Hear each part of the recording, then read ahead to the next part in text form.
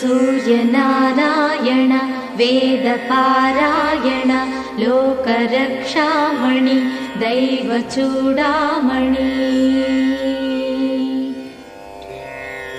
पद्मिनी वल्लभ वल्लकी गानलोल त्रिमूर्तिस्वरूपा विरूपाक्षनेत्र महादिव्यगात्र अचिन्त्यावतारा निराकार दीनापराकय्य ओ अय्य बुद्धान्त निर्धूत तापत्रयाभील दावाग्निरुद्रा तनुद्भूत निस्तार गंभीर संभावितानेक कामाज्यनीकंबुलंदाटि एकाकिनै चिक्की ఏ దిక్కునుగానగాలేకయున్నాడ నీవాడనో తండ్రి।